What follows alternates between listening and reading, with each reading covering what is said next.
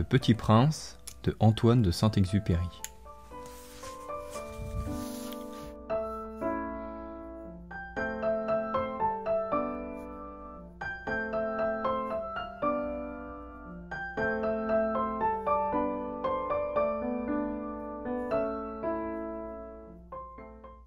Lorsque j'avais 6 ans, j'ai vu, une fois, une magnifique image, dans un livre sur la forêt vierge qui s'appelait « Histoire vécue ».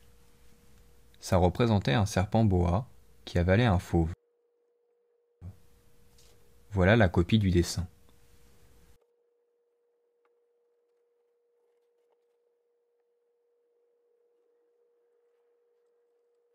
Les serpents boa avalent leur proie tout entière, sans la mâcher. Ensuite, ils ne peuvent plus bouger et ils dorment pendant les 6 mois de leur digestion. J'ai alors beaucoup réfléchi sur les aventures de la jungle et, à mon tour, j'ai réussi avec un crayon de couleur à tracer mon premier dessin. Mon dessin numéro 1. Il était comme ça. J'ai montré mon chef-d'œuvre aux grandes personnes et je leur ai demandé si mon dessin leur faisait peur.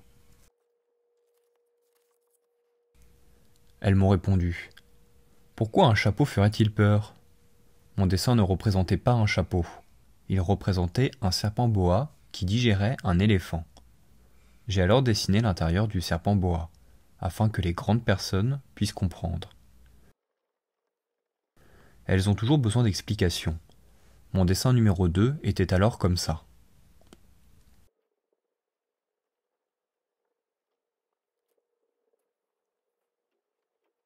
Les grandes personnes m'ont conseillé de laisser de côté les dessins de serpents boa, ouverts ou fermés, et de m'intéresser plutôt à la géographie, à l'histoire, au calcul et à la grammaire.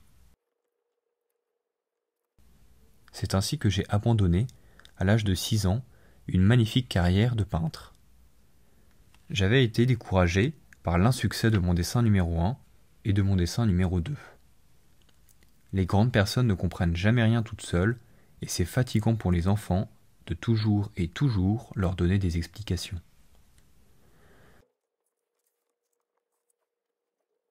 J'ai donc choisi un autre métier et j'ai appris à piloter des avions. J'ai volé un peu partout dans le monde. Et la géographie, c'est exact, m'a beaucoup servi. Je savais reconnaître du premier coup d'œil la Chine de l'Arizona. C'est très utile si l'on est égaré pendant la nuit. J'ai ainsi eu, au cours de ma vie, des tas de contacts avec des tas de gens sérieux. J'ai beaucoup vécu chez les grandes personnes, je les ai vus de très près, ça n'a pas trop amélioré mon opinion. Quand j'en rencontrais une, qui me paraissait un peu lucide, je faisais l'expérience sur elle de mon dessin numéro 1, que j'ai toujours conservé. Je voulais savoir si elle était vraiment compréhensive.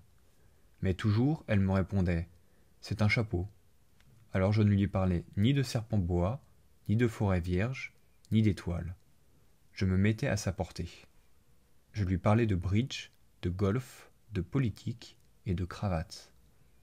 Et la grande personne était bien contente de connaître un homme aussi raisonnable.